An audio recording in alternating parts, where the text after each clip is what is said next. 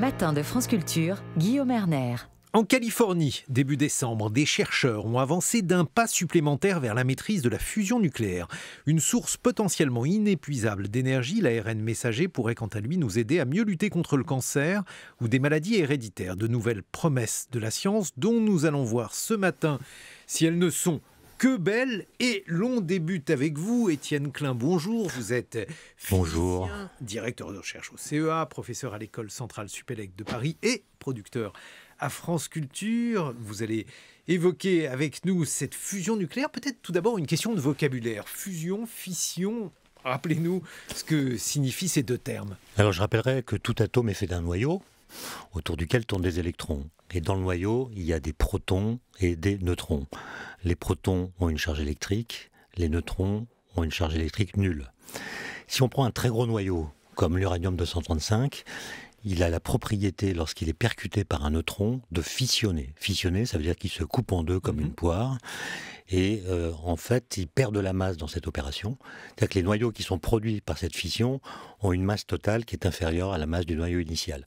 Et d'après la formule d'Einstein que tout le monde connaît à France Culture, il y a l'MC2, mais il y a une partie de la masse, en fait, qui devient de l'énergie. C'est ce qu'on appelle l'énergie nucléaire. Et les centrales actuelles, les centrales nucléaires actuelles, travaillent sur ce principe de la fission avec des noyaux très lourds comme l'uranium ou parfois le plutonium. Bon. La fusion, c'est le contraire. On prend des noyaux très légers et on les fait fusionner, c'est-à-dire qu'à partir de deux noyaux, on n'en fait plus qu'un. Et là, c'est le résultat qui est plus léger que les deux noyaux de départ. Et de la même façon, il y a une partie de la masse des deux noyaux initiaux qui s'est transformée en énergie nucléaire elle aussi, mais produite par fusion. On dit souvent qu'il s'agit de copier le Soleil. En fait, il faut faire beaucoup mieux que le Soleil.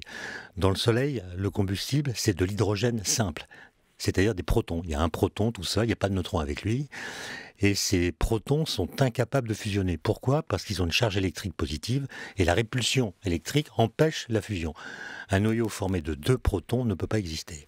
Mais ce qui se passe dans le Soleil, c'est que les conditions sont telles que, de temps en temps, un des deux protons qui sont en passe de fusionner va se transformer en neutron par ce qu'on appelle la radioactivité bêta. C'est un processus très rare qui est régi par une interaction qu'on appelle l'interaction faible. Et comme son nom l'indique, elle est faible. Donc cette transformation d'un proton en neutron est extrêmement rare, mais une fois qu'elle s'est produite, le proton étant devenu un neutron, il va pouvoir fusionner avec l'autre proton puisqu'il n'a plus de charge électrique, il n'y a plus de répulsion coulombienne. Et ça va donner ce qu'on appelle du deutérium, donc un noyau formé d'un proton et d'un neutron qui est de l'hydrogène, il y a un seul proton, mais accompagné d'un neutron. Et nous, sur Terre, on va faire beaucoup plus... On va utiliser essayer de faire mieux que le Soleil. Parce que le Soleil, c'est un réacteur nucléaire lamentable. 1 mètre cube de Soleil rayonne au mieux 800 watts, c'est-à-dire beaucoup moins que le corps humain. Le corps humain rayonne 100 watts et on fait beaucoup moins d'un mètre cube. Qu'est-ce que ça veut dire que notre corps rayonne ? Notre corps rayonne 100 watts, c'est-à-dire que notre métabolisme réclame cette énergie que nous absorbons par l'alimentation et que nous rayonnons sous forme de photons infrarouges, notre chaleur, voilà, et on est plus émetteur de puissance que le Soleil par mètre cube. Bon. Et donc nous, on va prendre non pas de l'hydrogène simple, mais ce qu'on appelle des isotopes de l'hydrogène, c'est-à-dire un proton avec un ou deux neutrons qui l'accompagnent, donc soit du deutérium, soit ce qu'on appelle du tritium. Et là, il y a une force électrique qui les repousse, mais on va profiter d'un effet quantique qui s'appelle l'effet tunnel pour que la fusion puisse se produire. Et surtout, on va utiliser une autre interaction que l'interaction faible, qui est l'interaction forte. Et donc, en faisant fusionner du deutérium et du tritium, on peut libérer de l'énergie beaucoup plus facilement que ne le fait le Soleil, ce qui permet d'envisager des puissances plus importantes que le Soleil par unité de volume. Alors, quel est l'intérêt, donc, en dehors du fait de faire mieux que le Soleil, Étienne Klein, pourquoi cette fusion est-elle promesse d'une énergie plus abondante que la fission ? Parce que les combustibles sont en quantité énorme. Le deutérium, on le trouve dans l'eau de mer. Dans 10 litres d'eau de mer, on trouve suffisamment de deutérium pour, par la fusion, si elle marchait, donner à chaque Européen l'énergie qu'il consomme chaque année, c'est-à-dire 80 gigajoules. Avec 320 mg de deutérium et 1 g de tritium, on réalise cette prouesse. L'expérience des Américains, ça a consisté à pratiquer ce qu'on appelle la fusion inertielle. Donc, il y a 200 lasers qui produisent donc de la lumière laser qu'on envoie sur une chambre d'expérience qui fait à peu près 10 mètres de diamètre. Au centre de cette chambre d'expérience, il y a un petit cylindre de taille centimétrique constitué d'or ou bien d'uranium appauvri, qui est bombardé par des lasers ultraviolets. Cette lumière ultraviolette est transformée en rayons X, et ces rayons X vont percuter une petite bille millimétrique contenant du deutérium et du tritium. Ça va provoquer un effondrement de cette bille, ça va la chauffer, ça va la rendre beaucoup plus dense, elle va atteindre des densités qui n'existent nulle part sur Terre, et les atomes de deutérium et de tritium vont pouvoir fusionner. Ils vont donner de l'hélium 5, donc 2 protons, 3 neutrons, qui est instable, il va se désintégrer rapidement en hélium 4, 2 protons, 2 neutrons, et il y a un neutron qui va partir, qui va emporter l'énergie nucléaire en question. Et ce qu'ont fait les Américains pour la première fois, c'est que l'énergie libérée par ce mécanisme de fusion a été supérieure à l'énergie déposée par les lasers sur la petite bille. Donc il y a eu un gain d'énergie. D'ailleurs, on en parle comme si on avait produit de l'énergie. Produire de l'énergie, c'est impossible, parce que l'énergie se conserve. En fait, on n'a pas du tout produit d'énergie, on a simplement libéré l'énergie de masse qui était contenue dans les noyaux, qui est devenue de l'énergie autre, en l'occurrence de l'énergie cinétique, celle du neutron qui est parti à la fin de l'opération. Et donc on a, entre guillemets, produit plus d'énergie que celle qu'on avait dépensée, mais quand on dit cela, on oublie de dire que les lasers eux-mêmes doivent être alimentés en énergie.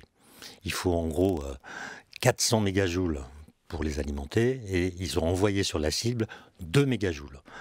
Donc il y a un rendement qui est très mauvais, et on a récupéré 3 mégajoules grâce à la fusion, donc le rendement global reste inférieur à 1%.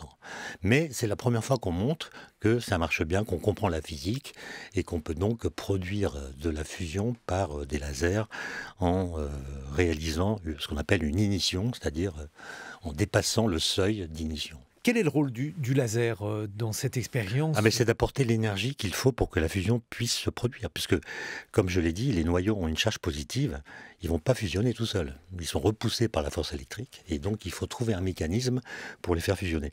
On parle de mégajoules. Quand on parle de méga, on pense à des très grandes énergies, mais 1 mégajoule, c'est l'énergie d'un bon sandwich que vous avalez au repas. Hein. C'est pas une énergie colossale. Et simplement, ça a été produit par une toute petite quantité de matière. Votre sandwich, il pèse plusieurs centaines de grammes. Là, c'est 1 microgramme de matière qui s'est transformé en énergie. Bon, mais le problème, d'après ce que vous dites, Étienne Klein, c'est que la productivité de l'expérience est négative. Pour l'instant. C'est-à-dire qu'il va falloir des années, voire des décennies, pour que ça devienne une filière électrogène. Les Américains font 1 tir laser par jour. Pour que ce soit industrialisable, il faudrait 10 tirs par seconde, 24 heures sur 24, et augmenter le rendement de l'opération d'un facteur au moins 100. Mais alors, et donc, votre problème, c'est quoi? C'est de multiplier les tirs? C'est une prouesse expérimentale, mais c'est un pas important, mais le chemin qui reste à accomplir pour que ce soit producteur d'énergie à l'échelle industrielle est très très long. Et donc la fusion, qu'elle soit inertielle ou magnétique, j'en ai pas parlé, n'est pas une solution pour notre transition énergétique à l'horizon 2050. Mais alors, votre principal problème, Étienne Klein, c'est de multiplier les tirs laser ou de rendre le laser plus productif, puisqu'il y a, semble-t-il, besoin de trop d'énergie par rapport à ce qu'il... Il faut tout. Il faut augmenter le rendement des lasers, il faut augmenter le gain en énergie produit par la fusion, et il faut augmenter la cadence de tir. Donc ça, c'est des défis technologiques colossaux. C'est pour ça qu'en général, les gens considèrent qu'une autre voie pour faire de la fusion, c'est la fusion par confinement magnétique, le projet ITER, qui est installé à Cadarache. Et alors ça marche comment ? C'est complètement différent. On crée un plasma de 1000 mètres cubes. Alors un plasma, c'est un gaz qu'on a ionisé, qui a très forte température, 100 millions de degrés, comme le Soleil. Et là, il y a une densité qui est très faible. La densité dans le plasma, c'est beaucoup moins que la densité de l'atmosphère. Et de temps en temps, ces noyaux, qui ont des vitesses très grandes parce que la température est très élevée, fusionnent. Exactement comme dans l'expérience que je viens de décrire. Et ils deviennent de l'hélium 5. Le deutérium plus le tritium, ça donne de l'hélium 5. Un neutron part avec 14 mètres, va percuter les parois et déposer son énergie. Et l'intérêt de la fusion, c'est outre le fait que le combustible est très abondant, parce que le tritium, on peut le produire avec du lithium, qui est très abondant sur Terre. En le percutant par un neutron, il va fissionner pour donner du tritium, notamment. C'est qu'il n'y a pas de risque de réaction en chaîne. Dans le cas de la fission, le neutron qui percute le noyau se coupe en deux, émet lui-même 2 ou 3 neutrons qui, s'ils percutent d'autres noyaux, vont les faire fissionner, etc. Et donc il y a une réaction en chaîne. Et si dans le cas de la fusion, le neutron ne provoque pas la fusion d'autres noyaux. Et donc il n'y a pas de risque d'emballement. Dès qu'il y a un incident, une baisse de pression, de température, les réactions de fusion s'arrêtent. Cette expérience, donc, elle est menée donc, avec d'autres biais, vous venez de le rappeler, avec ITER, avec un laser. On mène également des expériences de fusion nucléaire en France, Étienne Klein? Oui, en France, au CEA, on exploite une machine qui s'appelle le laser mégajoule, qui est une sorte de copie de la machine du laboratoire de Livermore en Californie. Mais alors, On fait la même chose. Et pourquoi n'a-t-on pas réussi à faire ça? On le fait. Par contre, le but, c'est pas la production d'énergie. Comme pour les Américains, une des missions de ce genre d'expérience, ce qu'on attend d'elle, c'est d'obtenir des données nucléaires qui permettent de préciser certaines quantités qui servent à la simulation des armes nucléaires. Donc c'est une application en partie militaire? Oui. Et c'est pour ça que cette expérience a été menée également... Depuis que les essais nucléaires sont interdits, si on veut donner une crédibilité à la dissuasion, il faut montrer qu'on maîtrise bien la physique qui lui correspond. Ce qui veut dire que finalement, aujourd'hui, s'il faut donc essayer de multiplier cette expérience ou de faire en sorte que cette expérience permette de donner une énergie abondante, il y a un certain nombre de progrès ou en tout cas d'obstacles qu'il va falloir vaincre, Étienne Klein. Oui, à mon avis, c'est un avis personnel, moi je ne suis pas spécialiste, mais pour la fusion inertielle par laser, la route est plus longue que pour la fusion magnétique qui, elle, s'inscrit dans une démarche beaucoup plus industrielle. Et le projet ITER que vous avez évoqué il y a quelques instants vous paraît donc plus prometteur en la matière? Oui, même si on a pris du retard, il y a des problèmes de corrosion, de soudure. Alors justement, pourquoi? Il y a 50 retards qui sont annoncés. Mais c'est d'une complexité effroyable. Je pense que l'expérience ITER, si vous la visitez, elle est installée tout près de Cadarache. C'est l'objet technique sans doute le plus complexe jamais construit en termes d'intégration notamment. Et donc qu'il y a un retard, c'est quelque chose à quoi on pouvait s'attendre. Le premier plasma est prévu pour 2030. Il y aura plusieurs années d'exploitation et l'idée c'est de montrer qu'on est capable de maîtriser cette fusion. Le plasma va être chauffé et on espère qu'il va... Quelles sont les difficultés pour y parvenir quand vous parlez de complexité, Étienne Klein? Quelles sont les étapes Je vais vous donner quelques chiffres. Le plasma, il est chauffé à plusieurs millions de degrés. Le confinement magnétique de ce plasma, ce qui permet de le circonscrire dans l'espace, est réalisé par des aimants supraconducteurs, donc qui sont à des températures très basses, de quelques Kelvin. Et donc, sur quelques centimètres, vous passez de la température la plus froide de l'univers à l'une des températures les plus chaudes. Donc, vous imaginez que pour protéger ce plasma de tout phénomène qui pourrait le refroidir, il faut prendre des précautions énormes. Il faut 1000 mètres cubes de plasma. On va mettre dedans 50 mégawatts de chaleur. Donc c'est un tor, en fait, énorme. 50 mégawatts pour le chauffer. Et on espère récupérer 500 mégawatts, c'est-à-dire un gain en puissance d'un facteur 10, beaucoup plus que la fusion inertielle dont je viens de parler. Mais alors donc cette expérience, elle ne pourra pas avoir lieu avant au moins 2030. Ah oui, mais comme je l'ai dit, la fusion, à mon avis, et je crois que tout le monde est d'accord là-dessus, ça n'est pas une solution qui est sur la table pour réaliser ce qu'on appelle la transition énergétique à l'horizon 2050. C'est pour après, éventuellement. On parle toujours de soudure, il y a un problème de soudure. Pourquoi les soudures sont-elles aussi importantes? Parce qu'on a une représentation qui, j'imagine, est fausse, où on a une représentation de soudure que l'on peut faire sur la carrosserie d'une voiture. J'imagine que ces soudures-là... Oui, on a une conception comme ça, très naïve de la soudure, avec l'idée que c'est très simple, on peut souder avec un fer à souder chez soi. Bon, donc j'imagine que là, ça n'est pas ça. Il faut 3 ans de formation pour former un soudeur. Mais là, en l'occurrence, ça sert à quoi, la soudure? Je ne suis pas compétent, mais la soudure, il faut quand même que ça soit étanche, que ça tienne. Le tritium, par exemple, ça peut fuir très facilement. C'est un tout petit atome qui peut traverser des parois et il faut pouvoir le maintenir. Donc la soudure des cuves ou bien des enceintes thermiques, c'est quelque chose de fondamental et le moindre défaut ne peut pas être toléré. Est-ce que donc ces différentes expériences qui tournent autour de la fusion avec différents moyens que vous avez exposés, Étienne Klein, sont aujourd'hui les expériences qui vous paraissent les plus prometteuses, Étienne Klein, pour produire de l'énergie? On a vu que l'énergie était un enjeu politique majeur aujourd'hui. Est-ce que sont aujourd'hui les pistes les plus prometteuses selon vous? Je vais d'abord réagir à votre expression produire de l'énergie. Oui, Personne n'a jamais produit d'énergie. Mais je vous ai dit tout impossible. à l'heure, quand vous avez dit qu'on ne produisait pas de l'énergie, je vous ai laissé dire, c'est vous le spécialiste, Non. mais je n'ai pas... Parce que l'énergie se conserve.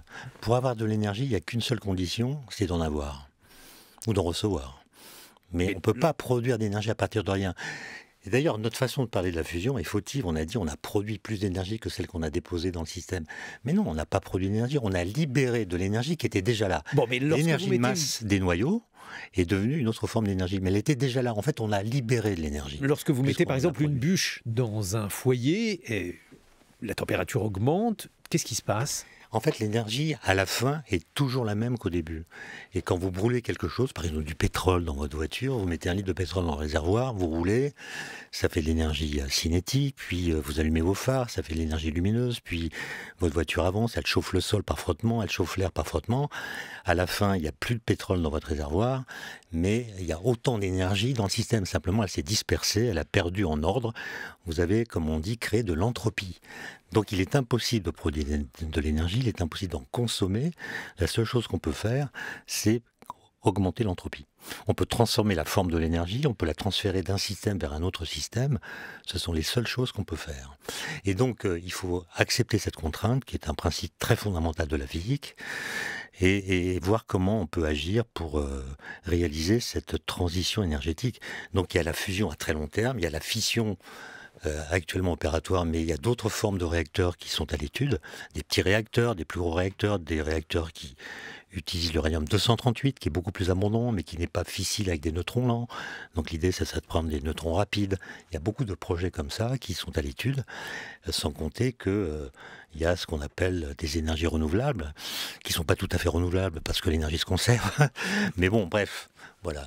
Il y a beaucoup de choses qui sont sur la table, mais à court terme, la fusion ne sera pas disponible. Bon, alors donc ça c'est une mauvaise nouvelle relative, puisque malgré tout c'est une piste que vous avez qualifiée de prometteuse, Étienne Klein. En termes de dangerosité, est-ce qu'il y a un risque que ce type d'expérience engendre des technologies qui puissent être périlleuses ? Non, si on prend ITER par exemple, comme je vous l'ai dit, dès qu'il y a un petit défaut, les réactions de fusion s'arrêtent. La réaction de fusion elle-même ne produit pas de déchets nucléaires. L'hélium 4, il est stable, il n'est pas radioactif. Le neutron, c'est un neutron. Par contre, le neutron, quand il percute les parois pour y déposer son énergie, peut créer des éléments radioactifs, mais leurs durées de vie sont assez courtes. Ce qui fait qu'on produit des déchets nucléaires, mais sur des durées, qui vont durer eux-mêmes moins d'un siècle. Donc le problème de la gestion des déchets est beaucoup plus simple que pour la fission, puisque certains produits de fission ont des durées de vie radioactives beaucoup plus longues. Étienne Klein, on se retrouve dans une vingtaine de minutes. On a vu donc avec vous certaines des promesses donc de la fusion nucléaire de cette expérience qui a été menée aux États-Unis, mais on a appris aussi qu'elle était menée en France au CEA et qu'ITER pouvait être une autre alternative. Vous serez rejoint par Bruno Pitard, il est directeur de recherche au CNRS, chercheur à l'INSERM au sein du laboratoire modulation des réponses immunitaires et inflammatoires à l'Université de Nantes. Et là, on évoquera d'autres promesses, les promesses de l'ARN messager, par exemple, dans la lutte contre le cancer. Il est presque 8h sur France Culture. 7h, 9h. Les matins de France Culture. Guillaume Erner. On entend beaucoup parler d'ARN messager depuis qu'on l'utilise dans les fameux vaccins contre le Covid, mais il pourrait y avoir, avec cette même méthode, une piste thérapeutique extrêmement prometteuse pour soigner des maladies héréditaires, mais peut-être aussi même pour lutter contre le cancer. Nous sommes en compagnie d'Étienne Klein, physicien, directeur de recherche au CEA, professeur à l'école centrale Supélec de Paris et producteur à France Culture. Et pour parler de l'ARN messager, nous sommes en duplex avec Bruno Pitard. Bonjour. Bonjour. Vous êtes directeur de recherche au CNRS, chercheur INSERM au sein du laboratoire modulation des réponses immunitaires et inflammatoires à l'Université de Nantes. Bruno, Pitard, il a été très largement question de l'ARN messager avec le Covid, avec un grand nombre de polémiques aussi au sujet de ce vaccin contre le Covid, du fait donc de ceux qu'on appelle aujourd'hui les anti-vax. Est-ce que vous pensez que cela est le fait donc d'une minorité, alors une minorité active certes, mais tout de même une minorité d'individus, et qu'au fond, la confiance en la science est aujourd'hui intacte, ou bien pensez-vous qu'on assiste au contraire à un effritement de cette confiance en la science ? Bonjour à tous. Oui, je pense que c'est tout ce qui est nouveau fait peur. Alors c'est vrai que c'était la première fois qu'on entendait parler des molécules d'ARN messager envisagées pour être utilisées dans un vaccin. Mais c'est vrai que les chercheurs travaillent sur cette molécule depuis une trentaine d'années. Donc je pense que son arrivée a pu créer quelques craintes par rapport à l'utilisation d'un nouveau principe, puisqu'il faut le rappeler, c'est quand même un nouveau principe dans le domaine de la vaccination. En général, on vaccine en inoculant à l'individu à vacciner soit un virus inactivé, soit un virus tué, soit une protéine d'un virus, alors que là, on change complètement de paradigme. On va amener une information génétique à l'individu, on va amener une information génétique dans sa cellule pour que la cellule produise elle-même la protéine virale. Donc on changeait complètement de dimension. C'est la première fois qu'on utilise ce principe nouveau de vaccination chez l'homme. Et donc il y a pu y avoir quelques réticences, mais j'ai l'impression que tout ça s'aplanit et qu'aujourd'hui les choses sont mieux acceptées. Étienne Klein, même question sur la confiance en la science. Alors moi, je me référerais à un rapport qui est paru en octobre 2021, signé par Daniel Cohen et Yann Algan pour le Conseil d'analyse économique. C'était un bilan d'étape 18 mois après le début de la pandémie sur les aspects économiques, les aspects santé psychique et les aspects confiance dans la science. C'était une étude européenne qui montre qu'avant la pandémie, la confiance dans la science était très élevée partout en Europe, 90%. Je ne sais pas très bien à quoi ça correspond, mais c'est un chiffre élevé. Et cette confiance s'est maintenue partout, à un niveau donc très élevé, sauf dans un pays, qui est la France, où on a perdu 22 points de confiance en 18 mois. Ça veut dire qu'il y a peut-être là une exception culturelle qu'il faudra interroger. Peut-être qu'on a trop personnalisé les débats. Peut-être qu'on a trop personnalisé les débats, qu'on a fabriqué des controverses prématurées, parfois inutiles. Et ce qui est intéressant, c'est de comprendre le sens de la question. Quand on demande au public « Avez-vous confiance dans la science ?» Qu'est-ce qu'il faut comprendre? Ça peut vouloir dire « Est-ce que vous avez confiance dans les scientifiques quand ils parlent ?» Ça peut vouloir dire « Est-ce que vous avez confiance dans la science en tant que démarche de connaissance pour produire des résultats dits scientifiques qui bénéficient d'une objectivation particulière ?» Ou bien ça peut vouloir dire « Est-ce que vous avez confiance dans la science ?» pour répondre aux problèmes qui se posent à nous, ou bien pour relever les défis dont nous avons conscience. Et je pense que si on distinguait ces trois formulations, on aurait des façons de l'estimer qui seraient différentes. Mais contrairement à ce qu'on entend partout, il n'y a pas une défiance si grande. En tout cas, la confiance dans les scientifiques est plus forte que pour beaucoup d'autres professions. Bruno Pitard, s'il s'agit donc aujourd'hui de résumer les promesses qui sont faites par l'ARN messager, notamment donc dans des domaines qui sont des domaines nouveaux, il y a notamment une tentative qui a été faite et qui a reçu bien entendu un grand écho, l'ARN messager contre le cancer, contre certains cancers. Pouvez-vous nous expliquer en quoi cette expérience consiste et quelles sont aujourd'hui les promesses qu'elle contient? Oui.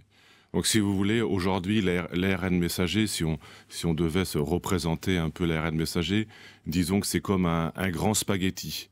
C'est un grand spaghetti linéaire et dans ce grand spaghetti, il y a à peu près 5 parties, il y a 5 portions, 5 morceaux, dont un morceau qui est assez important, qui est probablement le plus capital, c'est une séquence qui va exprimer une protéine. Alors une protéine, c'est soit une protéine d'un virus, soit une protéine d'une cellule d'un organisme. Donc en fait, on a un grand spaghetti et à l'intérieur, ça va transporter une séquence d'acide nucléique qui va coder une protéine.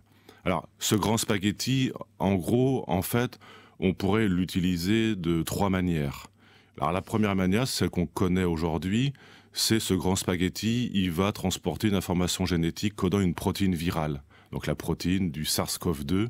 Donc on va utiliser pour faire un vaccin contre un virus, contre une bactérie. Donc ce qu'on va appeler les vaccins prophylactiques. On n'est pas malade, on reçoit ce grand spaghetti qui exprime une protéine virale dans le but de se prémunir si jamais on rencontrait le virus dans la vraie vie.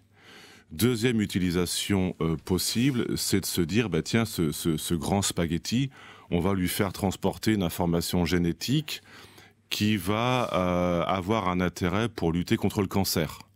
Parce que le cancer, en fait, c'est un dérèglement, quelque part, du système immunitaire. Le système immunitaire n'arrive pas à reconnaître qu'un certain nombre de cellules dans l'organisme deviennent complètement incontrôlables. Et en fait, le système immunitaire échappe. Bien sûr, c'est des situations qui arrivent tous les jours. Et le système immunitaire est capable de détecter la présence de cellules qui sont un petit peu dérégulées et les choses vont rentrer dans l'ordre. Donc là, il y a une espèce de dépassement. Le système immunitaire est dépassé, n'arrive pas à faire face. Donc là, l'idée est d'utiliser ce grand spaghetti, l'ARN messager, et de lui faire transporter une information génétique qui va, par exemple, être une protéine d'une cellule cancéreuse. Parce qu'en fait, la cellule cancéreuse, en se multipliant de façon très rapide, en fait, elle exprime des protéines, entre guillemets, qui ne sont pas normales.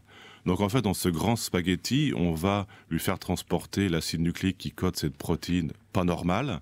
Et donc en fait, on va comme ça réveiller le système immunitaire, comme on l'a fait dans le cas du vaccin contre le Covid. On va faire des anticorps et des lymphocytes T spécifiques de cette protéine malade, de cette protéine anormale, qui est normalement présente dans les cellules cancéreuses. Et donc en fait, quelque part, la deuxième utilisation de l'ARN messager, ce grand spaghetti, ça va exprimer une protéine anormale exprimée par les cellules tumorales. Troisième possibilité, on ne va pas mobiliser le système immunitaire. Vous avez compris que dans le premier cas contre le Covid-19, on mobilise le système immunitaire contre une protéine d'un virus. Dans le deuxième cas, on mobilise le système immunitaire contre une protéine anormale d'une cellule tumorale.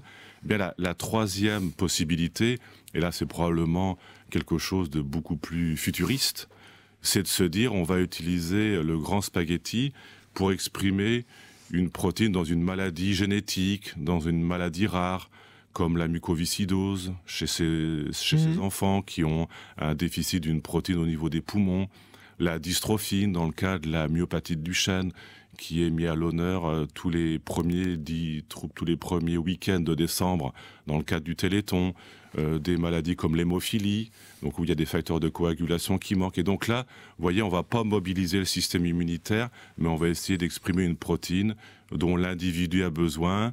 S'il est hémophile, il a besoin de facteurs de coagulation. Si la personne est myopathe, elle a besoin de dystrophine. On va essayer de venir exprimer une protéine défectueuse dont l'individu a besoin. Donc aujourd'hui, c'est ces trois axes qui sont à l'étude. Alors le premier axe, le spaghetti qui exprime une protéine virale, ben ça y est, c'est validé. On a tous plus ou moins été vaccinés par cette technologie-là. Donc je dirais qu'aujourd'hui c'est dérisqué, c'est accepté, c'est validé. Il y a des milliards d'individus qui ont été vaccinés avec un ARN messager qui code une protéine virale.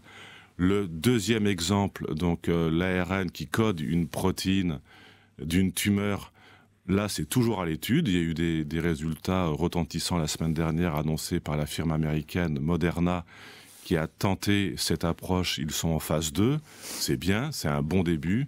La phase 2, c'est pas encore vraiment la phase d'efficacité à grande échelle, mais les résultats sont prometteurs. Est-ce qu'on appelle ça des résultats publiés, Bruno Pitard, parce que je sais que les scientifiques considèrent que c'est un distinguo important. Autrement dit, est-ce que c'est du ressort de la publicité ou de la science ?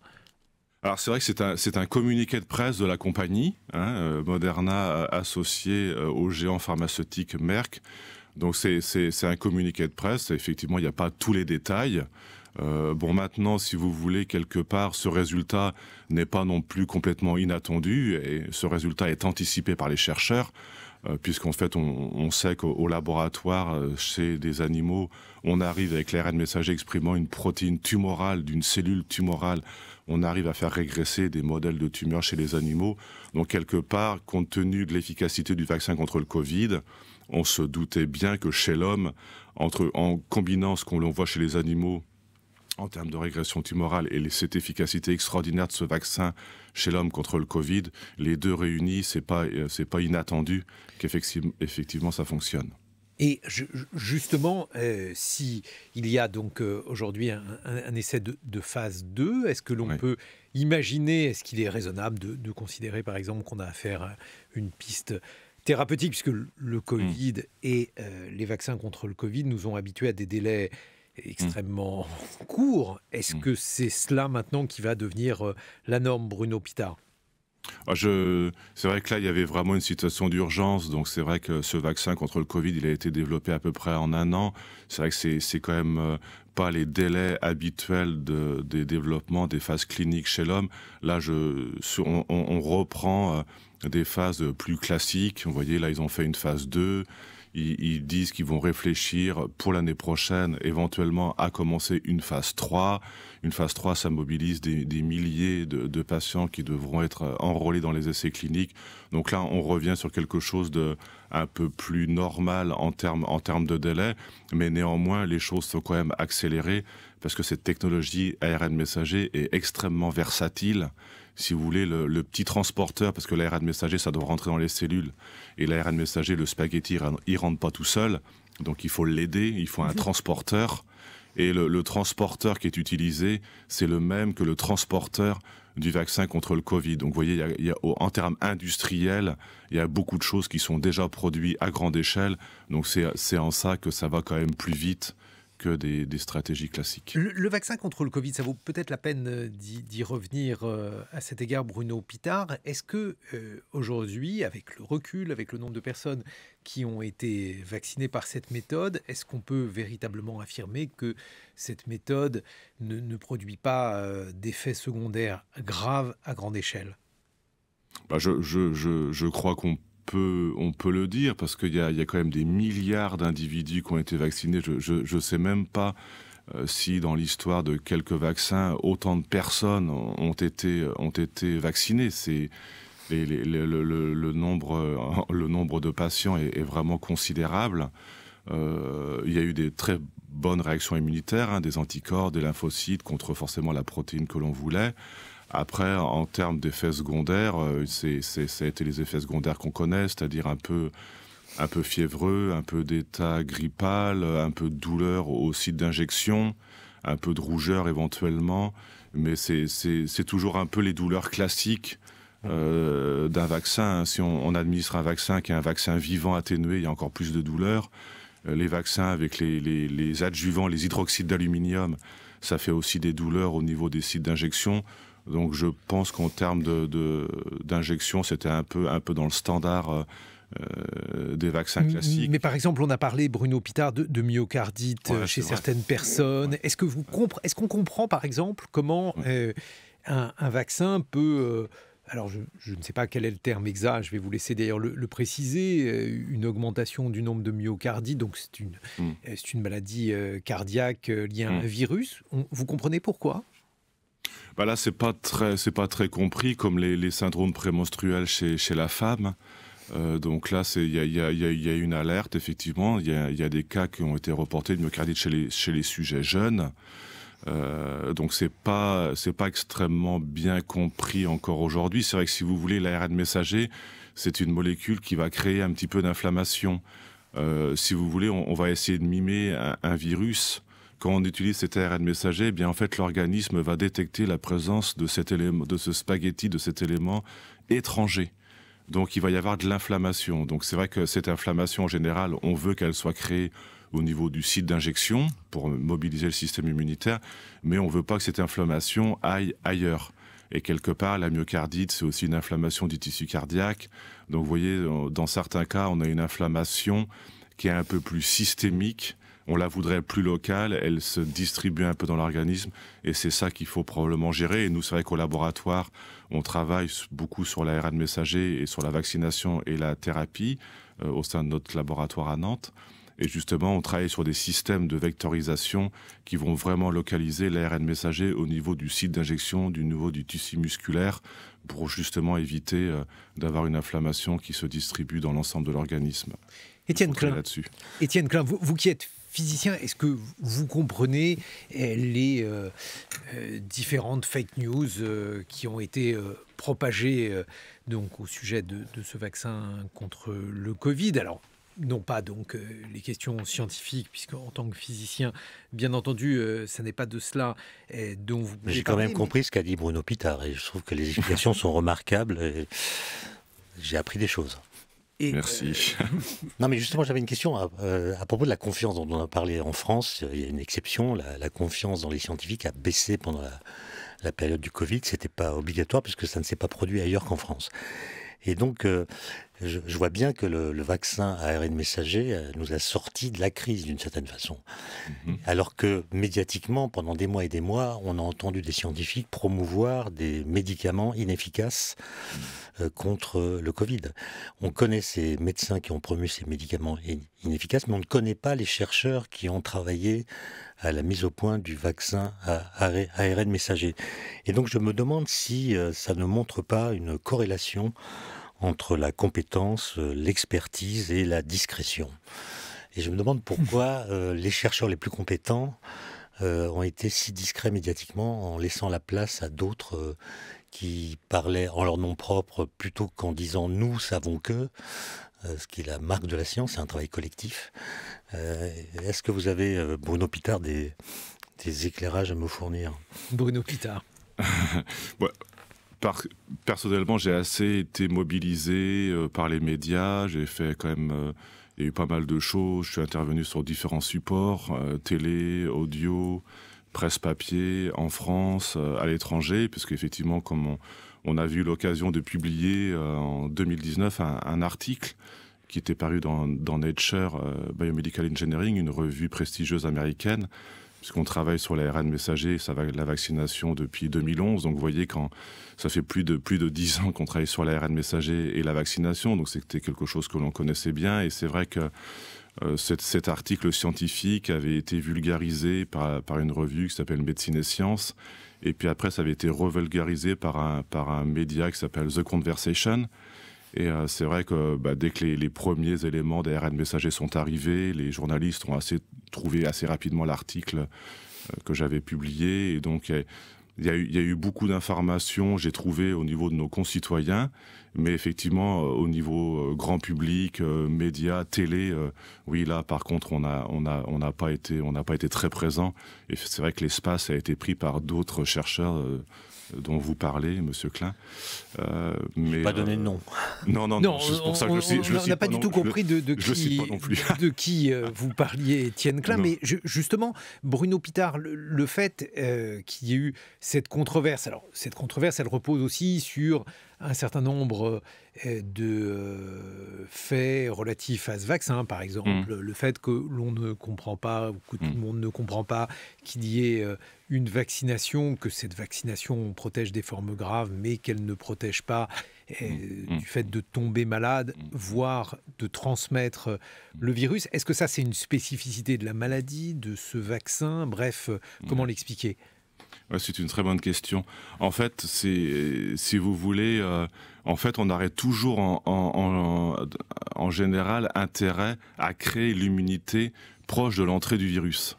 On pourrait imaginer qu'effectivement, si on veut protéger contre la gastro-entérite, on aurait intérêt à administrer le vaccin par voie orale pour protéger l'intestin. Eh bien là, quelque part, c'est pareil. Si on veut faire un vaccin contre Zika, et par exemple nous on en a fait un au niveau expérimental, bien on a intérêt à injecter dans le muscle parce que le moustique qui va vous inoculer le virus, il va aussi vous piquer au travers de la peau. Là par contre, avec le virus contre le SARS-CoV-2, lui il rentre ni dans l'intestin ni au travers de la peau, mais il rentre par les voies aériennes supérieures. Donc on a intérêt à créer une immunité au niveau des poumons pour le neutraliser directement lorsque le virus rentre. Et donc, on a publié la semaine dernière un article avec une équipe chinoise utilisant notre technologie justement de vaccination à acide nucléique administrée par voie pulmonaire pour protéger 100% des souris qui ont eu un challenge infectieux contre le SARS-CoV-2 ont été protégées. Mais vous voyez, par exemple, il y a beau eu avoir un communiqué de presse par le CNRS, c'est quelque part des choses qui restent quand même assez confidentielles et qui ne sont pas reprises par les médias. Mais alors, justement, il devait y avoir, ou en tout cas, on avait évoqué, les médias ont évoqué un vaccin par voie nasale. Est-ce que ça relève d'un futur très hypothétique? Est-ce que vous l'avez en test? C'est vrai que les compagnies qui sont en charge de la production de vaccins, en général, ils aiment bien les vaccins avec une aiguille et une seringue. Parce qu'en fait, c'est plus facile à maîtriser par les infirmières, par les médecins. Tout ce qui va être administration par voie nasale, c'est plus difficile à maîtriser en fonction des muqueuses de l'individu, en fonction de l'état physiologique du nez, de l'individu, des spécificités, des morphologies. Donc on ne sait jamais bien la dose qui va être administrée, alors que sinon, par une injection intramusculaire comme on a tous reçu, c'est très simple, il y a 0,5 millilitres dans une seringue qui traverse l'aiguille et qui se retrouve dans votre muscle. Après, au niveau du nez et des voies aériennes supérieures, c'est plus difficile à maîtriser. Un mot de conclusion, Étienne Klein, retour peut-être sur la fusion nucléaire. Donc vous nous avez dit que malheureusement ce n'était pas pour l'hiver prochain et peut-être même pas d'ailleurs pour la transition énergétique actuelle. Je pense que c'est des sujets dont on a dit qu'ils étaient loin d'aboutir, mais qu'on doit étudier par le fait que nous avons consommé, je parle de notre génération, beaucoup plus d'énergie fossile que toutes les générations antérieures. Et il faut donc préparer, faire des recherches pour que les générations futures aient à leur disposition d'éventuelles autres solutions que nous n'avons pas exploitées nous-mêmes, mais que nous avons étudiées pour eux. Une sorte d'équité entre générations, si vous préférez. Et l'on vous retrouve, Étienne Klein, dans vos chroniques que l'on retrouve au sein de la science CQFD à 16h et plus particulièrement à 16h55 pour vos chroniques. Celle du jour portera sur la nature de la lumière et demain, je crois que vous allez vous demander, peut-on rajeunir? Merci Bruno. La réponse est non, mais il faut quand même poser la question. Avec l'ARN messager, on peut faire des choses dans le rajeunissement. J'ai corrigé ma chronique. Bon, alors il faudra que vous entendiez avec Étienne Klein. Bruno Pitard, merci d'avoir été avec nous. Vous êtes directeur de recherche au CNRS et chercheur à l'INSERM. Dans quelques instants, le point sur l'actualité.